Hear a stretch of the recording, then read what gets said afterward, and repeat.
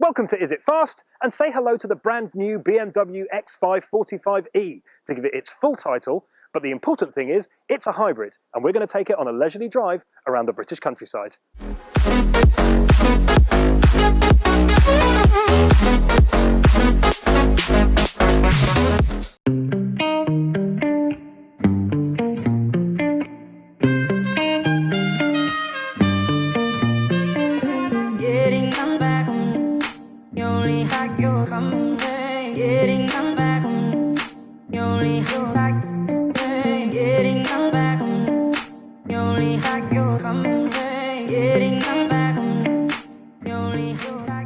So welcome on board the brand new BMW X5, and this X5 has been given the hybrid treatment by the boys from Bavaria. So this comes with some chunky batteries that live in the boot, and it will give you, or at least they advertise that it'll give you, around about 55 miles on electric power alone. I mean, I've been driving this for a while, and you're probably more realistically going to get around about 40 to 45 miles on the battery, but that's pretty impressive for a car that is the size of a small hamlet. In addition to the electric power that this car gets courtesy of the batteries in the boot, it comes with a new 3-litre straight 6-cylinder petrol block in the front. When you combine the 200 odd brake horsepower in the front with the 111 brake horsepower odd that you get from the batteries in the back, this car will produce 392 brake horsepower. That is a lot of thrust that this car will get, and it feels nippy. Despite of its size, the car feels nimble.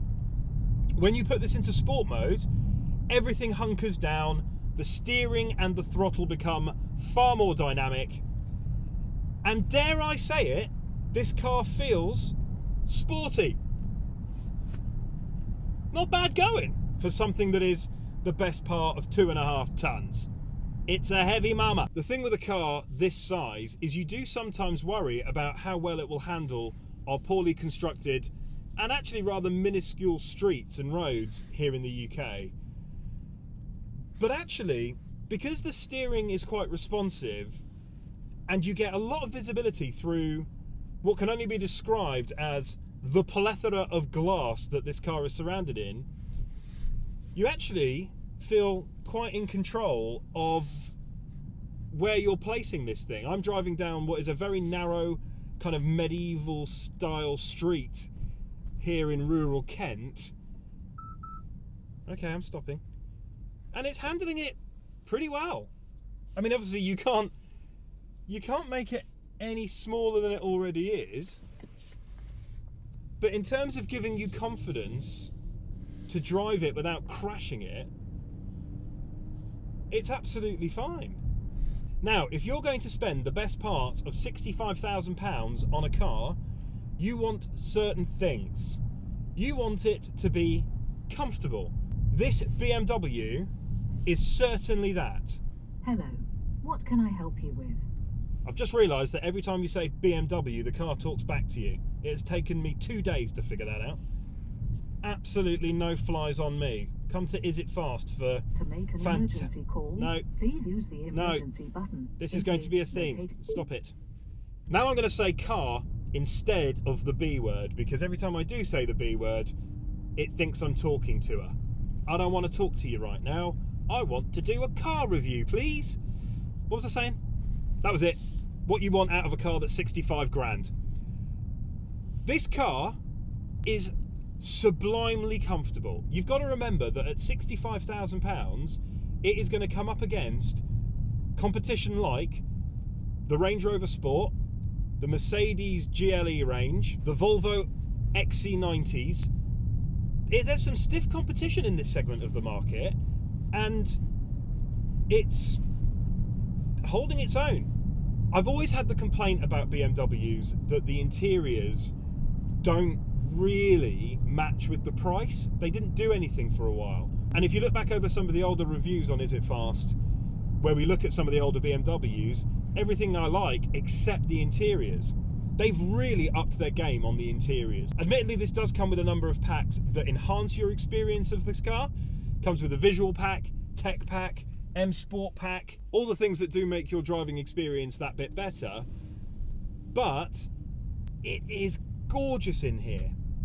It comes with the BMW iDrive system. That is obviously standard, but this comes with the nice little extras of the little wavy wand thing. You can point at your infotainment system and twiddle, and it'll turn your radio up and down.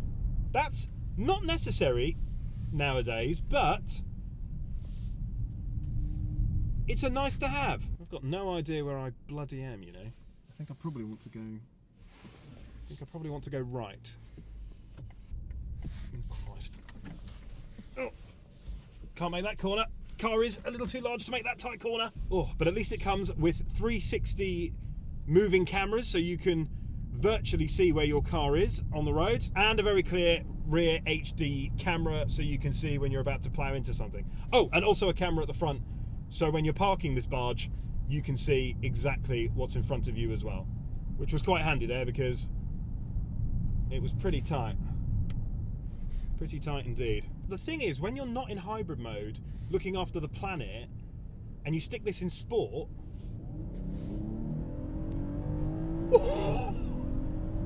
holy moly! All the different bits come together to make this an absolute rocket ship.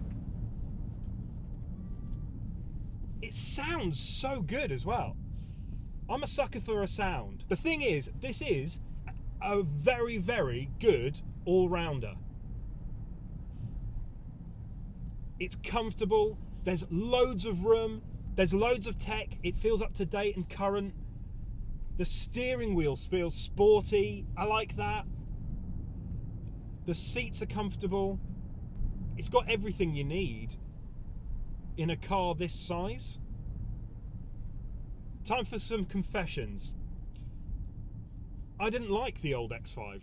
I still don't like the old X5. I think for the money that you're paying, it doesn't give you enough.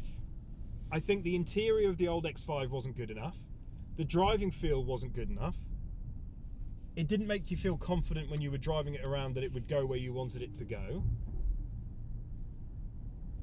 But this feels really, really good. You only had your company, getting them back. You only had getting them back. You only had your company, getting them back. You only had.